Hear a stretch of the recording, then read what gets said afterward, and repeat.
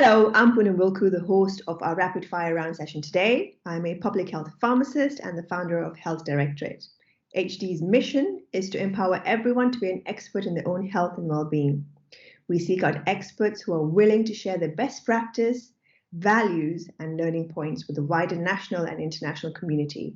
Our motto is to connect, share, and create. My guest today is Delia Muhammad. Delia's professional background is multifold. She has trained as a doula. In fact, she was one of the first pioneer doulas to be employed by the NHS. She's a midwife and a psychotherapist. Delia is now a pregnancy empowerment, virtual birth coach, and educator as well as a counselor. Delia has also been on a number of podcasts. In fact, she runs her own series called Pregnancy Without Fear. Over her 27-year career, she has helped deliver nearly 2,000 babies. Isn't that incredible? Thank you for joining me, Delia. Thank you, Poonam, for having me on your show, on your interview, on your, podcast. Yes, anything. It's my pleasure, really. So let's start off. What shaped you to become who you are today? What made you start off as a doula in 1993, train as a midwife, and then become a psychotherapist? Oh, my word. I'll try to be short as possible. It's absolutely fine. It just started with my neighbour. I had no clue about birth. I mean, no idea. It never came into my mind about birth. And she was in labour. We went to the hospital, had a comical delivery, or to say birth.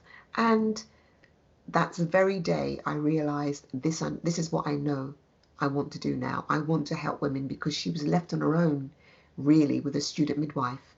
And at that time, by law, you were not supposed to leave student midwives with mothers who were labouring, especially multips. Right. And she was left with this student midwife. And she said to me she wanted to birth. And I said, go ahead. And we're expecting this almighty push. But this baby slipped out, and she'd been covered up to her waist. So we didn't know the baby was out. And about 15-20 minutes, I just said to the student midwife, could you just check and see what's going on? And she lifted up the sheet, and she was in total shock, because this baby was lying there. The mother wasn't even aware that she'd birthed her baby. This is how shocking it was. And she looked and said to the student midwife, "What's wrong?"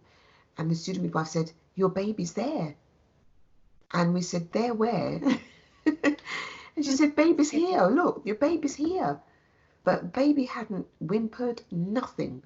Not even a movement. Baby just came out and fell fast asleep, just in the physiology. Because a lot of mothers wanted to know, well, what does this mean? What does that mean? And they weren't necessarily getting the answers from their doctor.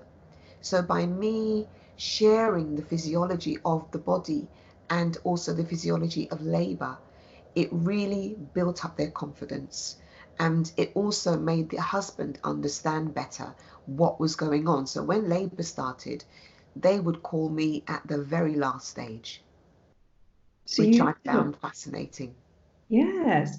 So you've kind of deconstructed the clinical aspect of it, yes, and turned it into more of a humanistic approach that people can understand. Yes, it was that. It really was that. Because even the husband would say, "Oh, so what you mean is blah, blah, blah." And I'd say yes. And also, give analogies. And they'd think, well, the husbands found it actually much better when it was an analogy, because then they were able to really communicate all of this. The psychotherapy element fits in, where I found that as I'm walking with these mothers, they were really fearful, but they were also bringing up things from the past. And I'd be thinking, why are you bringing up this? And why is that coming up? And they'd be manifesting fear, but not necessarily so much for childbirth, but for other things that had been happening in their lives that possibly they'd never really shared with anyone. So a lot of husbands and partners never knew certain things that these women had actually imparted to me. So I had to then look at whether or not we should impart it to the husband, or should they know? Who else knows? Who else should know? And this is what was going on even in the doula world. You'll know she'll dilate, you'll know she'll birth. But in between that, the contractions are irregular. She may take a very long time to dilate, or she could dilate within a very short space of time. And the way that she births will affect her in one way or the other, because birth is vaginal, as we know, but it could be vaginal with an epidural, it could be vaginal with an episiotomy, it could be vaginal with forceps, not that they use forceps anymore. You know what I'm saying? So it really does vary as to how a woman will birth, and her labor is what concerns her the most, because you hear so many stories of women in labor for 32 hours or 72 hours, and you're thinking, oh my God, am I going to be in labor that long myself? And that may not necessarily be the case. Okay. You're very passionate about ensuring that VBAC mothers are empowered with the right information. For the benefit of our audience, VBAC stands for vaginal birth after caesarean section. Yes. So what constitutes right information in your view? For my stance, it's actually, once again, it's a bit like the first time mother, understanding the physiology. Because if you've got a breech baby and they say, well, you've got to have caesarean section because we don't allow vaginal breech, the mother's always going to be thinking, well, did my body fail me? Will I be able to go into labor?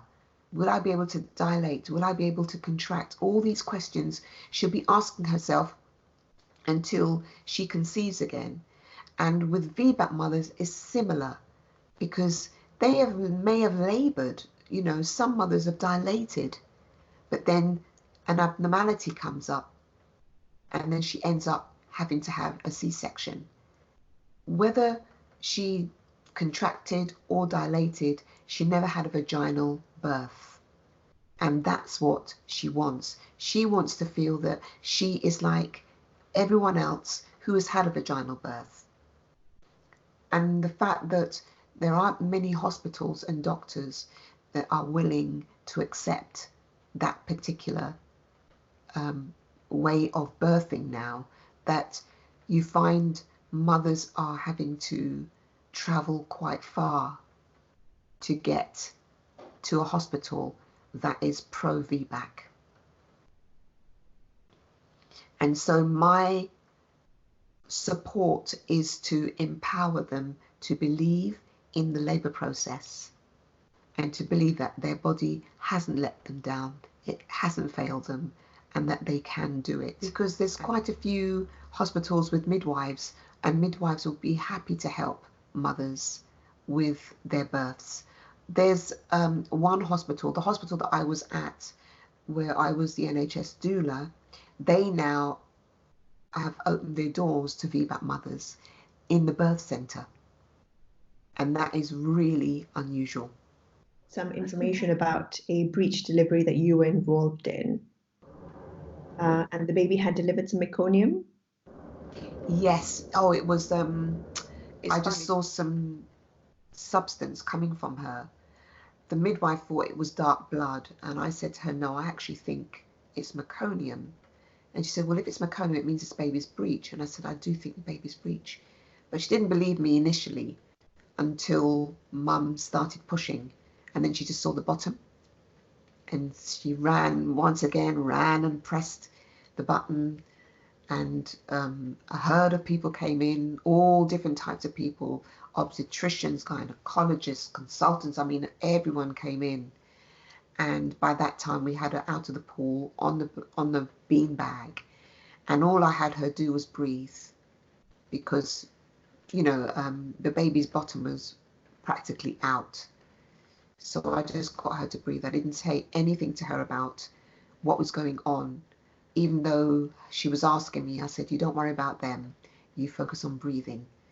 And she birthed her baby.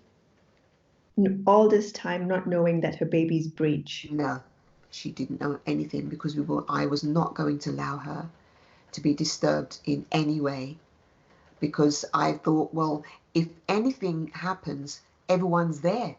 So it's not as if we've got to call anyone. Everyone was around her. So we were just watching to see. And then they monitored the baby for about 2-3 hours. Baby was fine.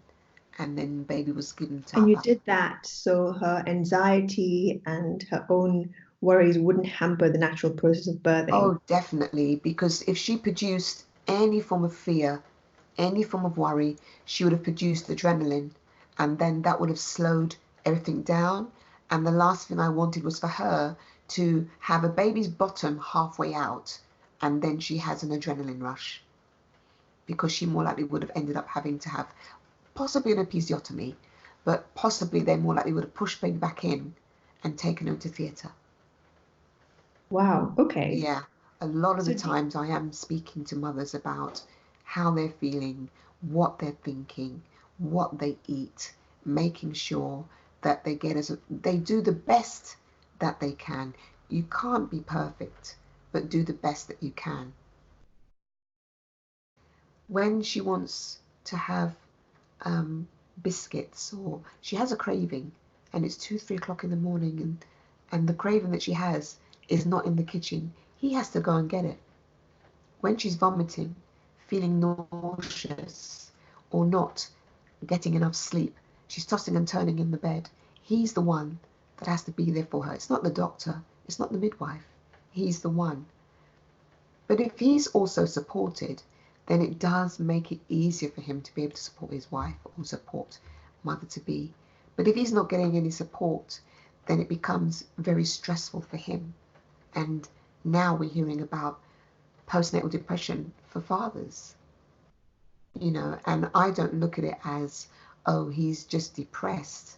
I'm actually looking at the different aspects in which he's had to deal with the pregnancy. And a lot of the times he doesn't understand the pregnancy. He doesn't understand what's actually going on. And so he has to deal with what's going on in the best way that he knows how. And sometimes it may mean him phoning a father, a friend who is a father, to find out, look, this is what's happening. Did it happen to your wife? Or, did you see this? Or have you read about it? So a lot of the time, fathers, men, don't necessarily have a 100% understanding of what's going on. They do their best, again, to try to accommodate and support where necessary. You also talked about the pressures that new fathers face. So you talked about not only being a new father, there's a new life to care for, there's a wife to care for, there's now, we're going to bring this new life. We need more room. That means more rent, or we might need to upsize. There's obviously going to be more costs. I need to change my job so that I can earn more money. And I think all this impacts the mental health of the father as well. It does. Have you had any cases where... Not really, but I have spoken to couples where husband, you can see the stress. You can see it, especially if they are, it's more financial than anything else. Some couples will maybe move back to their parents' home if they feel that it's best to be there, and then they can save money while they're there to be able to then buy a home. So by the time baby's born, they've got a home. But it's mainly financial. It's all about making sure that mother-to-be is supplied with what she needs while she's pregnant, and then she's supplied with what she needs once baby's here. So it's all about making sure that she is supported and what she needs is there. So when can we lean in on someone like you with the expertise of a midwife, psychotherapist, and that of a doula? I think, working when you're a doula, your connection with the healthcare providers, you're working as a team with the healthcare providers to support that mother. The mother wants to see that everyone around her supports her. With healthcare providers, as a doula, we could see that a lot of the caring was more guidelines and protocols. Sure. Whereas with the doula, there's no guidelines and protocols. We're just very holistic. We're watching her and we're reading her and we're actually laboring with her. And believe it or not, we actually give birth with her as well. We become really relieved when we hear, oh, you're 10 centimeters, and it's time to push. And mentally, we are also pushing just like she is. So it's that connection, that holistic connection, that humane connection. It's very difficult. I actually have another question for you. Have you had any home births, or have they all been in hospital? Loads of home births. Babies have been born at home, car park, cars, caravan, boat. I've had quite a few places where babies have been born. Home births, definitely. When I first started as a doula, it was mainly home births. Do you think there's a move away or towards birthing outside hospital settings now? From what I've seen, there's a lot of mothers that are not trusting of the NHS or doctors. And I think because for the mothers that I've spoken to, they'd say to me, why is it that I'm not listened to? Why is it that because I'm not trained like a doctor or a midwife, that when I say to them that I know what's happening, they'll tell me no, that I don't. Do you think there is a place for alternative methods such as acupuncture, aromatherapy, massages? Definitely. I think more now the NHS is accepting alternative, because even the hospital I was working at, they were happy in the birth centre to do aromatherapy. So we were trained as doulas in how to put oils together for mothers to be able for fathers to be able to massage, or to burn some oil in a little cylinder for the mother to be able to inhale it. Acupuncture, I know now, is being accepted, and also reflexology. There's a lot of people who come in and do reflexology on mothers when they're labouring. More likely in the induction room, they can have that as well. So yeah, alternative medicine is now becoming more popular, and I think that's because more mothers are going out and finding out about these therapies and realizing that these therapies are beneficial to them, whether it be in their pregnancy or before labor. Okay, I think that's it for us today. Okay. Did you want to share Thank anything you. else with our audience? I just really would love for the audience to, especially expectant mothers and women, to listen to my podcasts on pregnancy without fear at Instagram. It's to empower and just sharing information, but also getting mothers and fathers or couples to think about pregnancy in a different way, and not to just accept it for what it is, but to create thinking, create thought, just create thought. And the podcasts are there to create thought. And I'm also here for anyone who feels that they would want extra continuous support as well, to help with information and to build their confidence for childbirth. That's excellent. It's a pleasure having you here today, Delia Muhammad. Thank you, Poonam.